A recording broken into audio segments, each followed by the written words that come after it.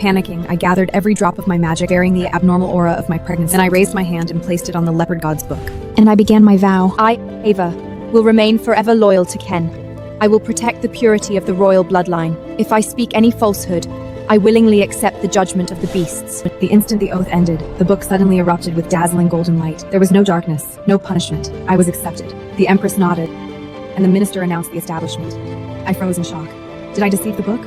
Or was the bastard growing inside my womb actually a royal heir? I induced labor. I had no time to think further. The consummation ritual began. Ken swept me into his arms and carried me toward the royal bedchamber. Thud placing me gently onto the bed, leaning down over me, staring into my eyes, speaking in a low voice.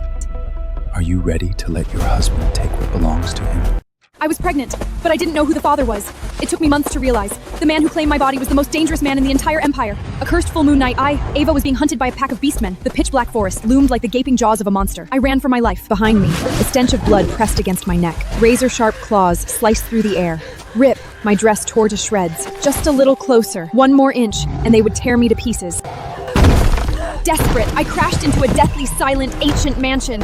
I screamed for help. Instead of human comfort, dozens of golden magic streaks pierced the darkness. The charging beast didn't even have time to free and was hurled away. Instant silence. I looked up, trembling. Upper body, muscles rippling under the firelight. A bloodied sword rested in his hand. Behind him swayed a long golden beast tail. He saved me. But something was desperately wrong. He was panting, his chest heaving violently, suppressing something inside. Then, burning golden veins erupted across his neck, rapidly covering his entire body. His aura turned feral, violent, insane. He lifted his head, glared at me.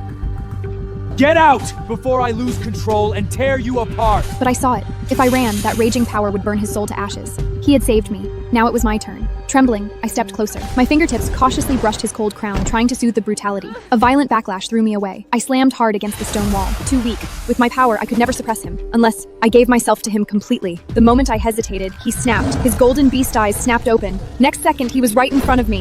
Before I could breathe, he pinned me. Whelming pressure crashed down. His scorching breath battered my neck. Lips brushed my skin, sliding lower and lower. Every touch sent violent shivers through me. An indescribable tingling heat tightened. Like he gripped the bedsheets, my breathing stood whole. Dangerous, yet impossible to resist. Golden light wrapped around our bodies. Our powers began to merge wildly. When I woke up the next day, I was resting against his chest, still masked. Only the sharp, cold line of his jaw showed. Instinctively, I reached out. I wanted to see his real face, but a powerful surge of golden magic blasted me away. I crashed onto the bed, hard. Sunlight spilled through the curtains, blinding me. I was doomed. If Father found out I stayed out all night, he would kill me.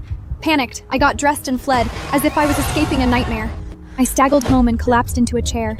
A wave of nausea suddenly twisted in my stomach. Every drop of color drained from my face. I could feel it. A new life was growing inside me. I was pregnant, and I didn't even know his name.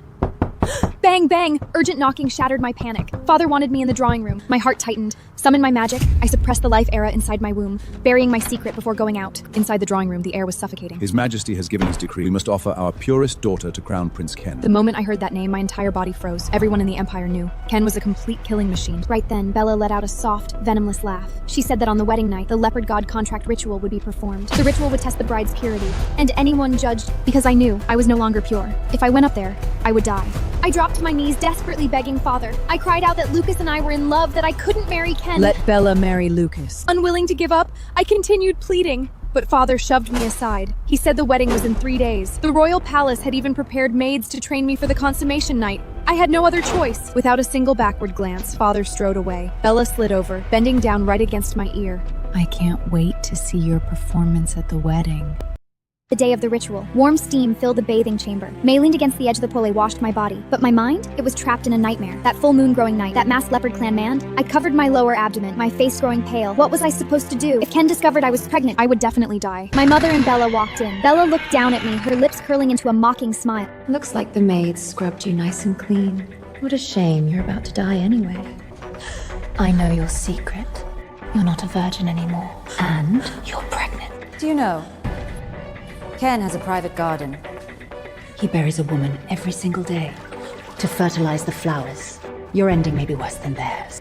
In that instant, every drop of blood in my body frozen solid. How did she know? Unless the full moon night was a trap? As the thought crossed my mind, I lost control. Tears streamed down my face. The overwhelming terror swallowed me whole.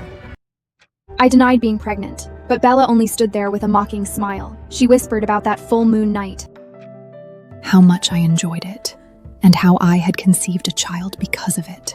In that instant, I understood everything. That night was never an accident, it was Bella. She lured me into that forest, she paid those feral banspals to hunt me down. I stared at her in shock. All these years, everything she wanted, I gave it to her. Why did she still want me dead? Jealousy twisted her face. Every woman wants Lucas, and I was nothing more than a lowly cat. I don't deserve him. Mother stood nearby, soothing Bella as she spoke. She said that Lucas was Bella's fiancé now. There was no reason past the Leopard God contract. There was no reason past the Leopard God contract. My rage finally exploded. Gathering my residual magic, I lunged forward, hurling a strike straight at Bella's throat.